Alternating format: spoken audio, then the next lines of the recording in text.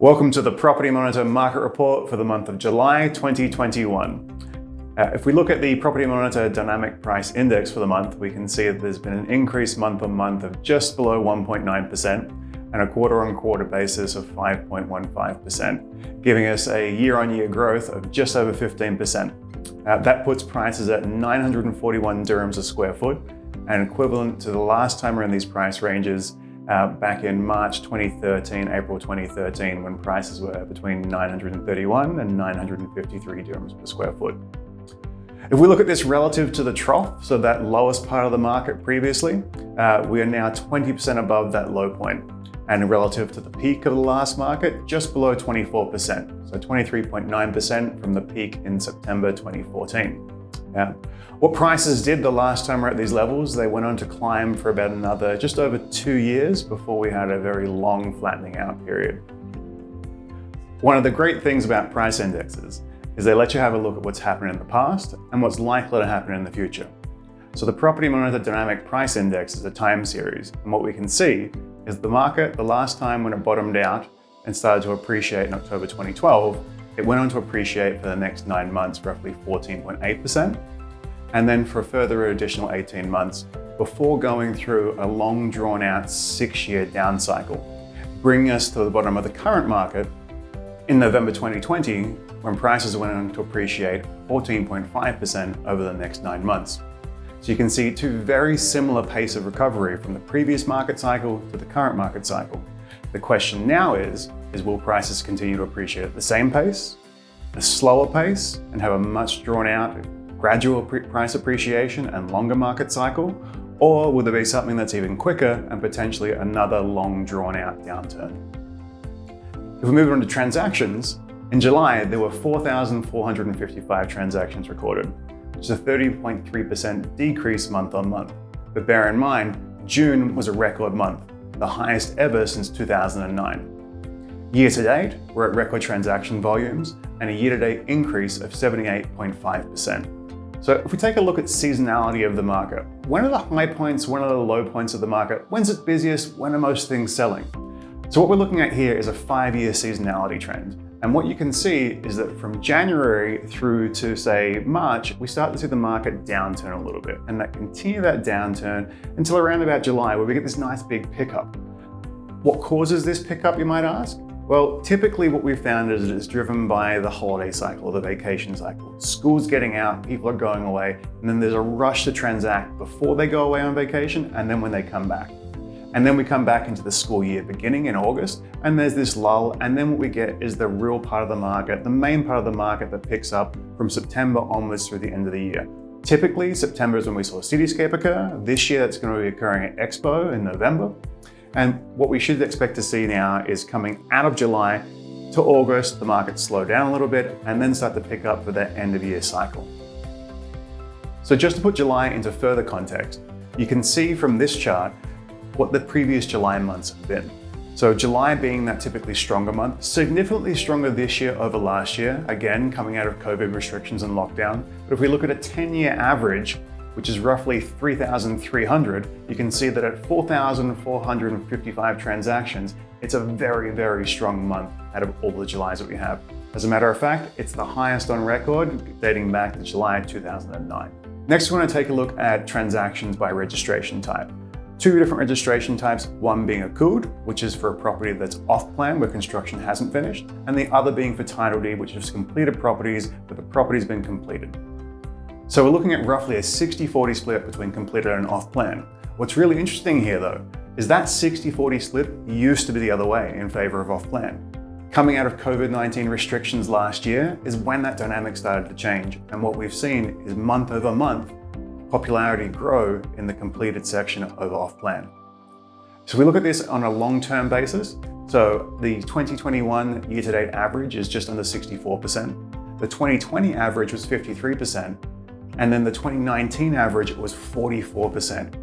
So you can see that that 60-40 split has really switched over those last 2 to 3 years. Will it go onwards? Will it change now? What we're starting to see is developers bringing more product into the market and developers selling more during the off-plan phase, as opposed to some developers being left with inventory on their books and selling post-completion.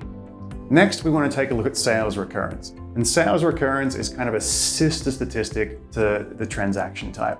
What sales recurrence does is it lets us take a look at what's transferred from a developer being an initial sale or a subsequent resale. What's really important to note here is that historically, a lot of people have looked at off-plan as being developer sales, but you can always have someone that has purchased a property off-plan and then they've resold to someone else before construction's completed. So there's been another accrued transaction for it, another off-plan transaction. What we do here is we break it down by what the developer's actually sold, regardless of registration type. So if they've sold it during the construction phase or once the property's been handed over and is completed. So we take a look here, initial sales at 59%, almost 60% of the market, and resales at 40%. So what we can see is developer sales still leading the market. However, resales are starting to gain pace. The 12-month average of resales now stands at 44.7% and a year-to-date average of 45.1%. Taking a look back at previous years, in 2020, that average was just below 34%. And in 2019, the same, just below 34%. So now what you can see is that the resale market is starting to gather steam as well, which is great for the market. It's a sign of maturity. It's a sign of us being less reliant on off-plan and developer-led sales and more of an evolving, mature market where end users and investors are reselling properties onwards and onwards. So what's driving the pace of change and the price appreciation? What's happened since COVID-19? What's caused the market to change? What's caused it to recover? It's been talked about plenty now. There's been a big shift in where people want to live, what they value. What's traditionally been maybe a preference to live in high density housing and apartment buildings in key communities like Marina or downtown or the Palm, that dynamic shifted. People that have been in 2 or 3 bedrooms then have gone, you know what, I want outdoor space now. I don't just want this little balcony. I want a backyard. I want space to get out to. And one of the biggest changes we've seen is the popularity that rise in villa and townhouse transactions. Taking a look at this chart, you can see again, back from mobility restrictions, when we were all locked down, when you didn't have outdoor space, you were locked up with no windows to open in a lot of places. That's where this quest to have outdoor space began. And you can see those blue and orange lines, this rise, this increase in transactions month on month. And comparing that historically, you can just see that trend line, it's going up, up, up, up. Take a look at apartments. You can see that apartments really slowed down at the same time villas and townhouses started to appreciate. They've since recovered over the last 6 to 9 months. And if you look now, you can see a peak in last month. That peak, if you read our last month's report, the report from June, you would have noticed we had some commentary in there about a number of bulk registrations from Azizi, which came in and kind of padded the numbers and really pushed them up about 300 transactions or so. Take that out from July numbers and you can see we're on a similar growth trend. So where's action happening in the market? What's selling and at what price point? What's been one of the clear leaders since lockdown has been the rise of that ultra high-end, that ultra luxury segment of the market, the 10 million dirham plus market. That's where we've seen significant increases month on month. Record transaction numbers, record amount of market share. Last month, transactions in that 10 million plus price tier hit 3.4% market share. So that's how many transactions happen in a month. If there were 100 and we're at 3.4% market share, that would mean that 3.4 transactions happen that month. So we're just breaking the market down. 3.4% market share is significantly higher than what it has been previously. That 10 million segment was roughly about 1.5% on average for the last 10 years. Now we're well over double that.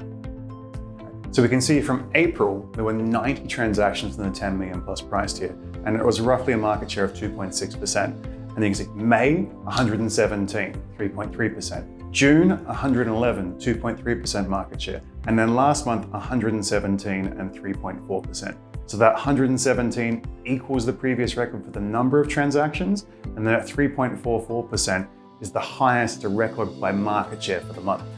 So year to date, we're looking at 643 transactions in that 10 million plus price tier. Contrast that to 2020, when 395 occurred. To 2019, when only 296 occurred. We've doubled the amount in that price tier in the last 2 years. What will it end up for the rest of the year? It's a really good question. Inventory is starting to dry up. We've already seen this in Palm Jumeirah and some other areas, where Palm Jumeirah, there were probably about 35 villa transactions happening. Last month, there were 8. But Palm Jumeirah remains strong with 30 apartment sales. So there's been a shift in villas not being available and now potentially going towards apartments. Mohammed bin Rashid City and Dubai Hills Estate are two other areas where we're seeing great action in the 10 million plus price tier. And let's not forget the record transaction that occurred in July. For Jumeirah Bay Island at 121 million for a villa, that becomes now the second highest priced residential sales transaction ever recorded, beating the second most highest priced transaction that only occurred a few months ago. So what's been helping to drive this appreciation, this recovery of the market? One of the biggest things there is the availability of funds, the ability to get a mortgage to help purchase a property. There's been a couple of key things that have changed to allow this. Increases in the LTV, the loan to value ratios, and also record low interest rates for mortgages. We've got now apartments last month, just under 1,000 transactions happening, which is a 7.6% month-on-month increase. Townhouses at 177, down significantly from last month at 44.2%. And then villa transactions also down about 26%, standing at 453 transactions. So what's the breakdown of the mortgage market? What we want to look at, there's new originations, which is where a mortgage is issued the same month that a property is purchased and registered with the land department. They stand at just below 33%. Then we've got bulk transactions, where we've got a developer or an investor or someone that has multiple units, 5 or more units, where they're registering mortgages against those properties in the same month. That stood at 29.1% last month. And we've got another category at 38%, which typically is for mortgages, refinances or remortgages that happen not in the month the property was purchased, but in the following months. It could be you purchase a property today and then you decide to take a mortgage out 3 months later, or it could be you purchased a property a few years ago and now you're refinancing, your rates change, you want to lock in a better rate. So there's been 38% of those that had happened. The average ticket size, the average mortgage value last month was 1.84 million with a loan to value ratio of 74.3%. So if we take a look at where mortgages are happening, Dubai Marina, by far the leader. But what we have to look at here is there's a huge amount of bulk transactions that occurred there, about 230 for the seller residences last month. Following that, Emirates Living, Springs, Meadows, there's been a lot of movement in there, a lot of villa transactions taking out mortgages, and then JVC, which rounds out the top 3. Following that, Dubai Hills Estate, International City, Jumeirah Lake Towers, and then Palm Jumeirah. And that was the Property Monitor market report for the month of July.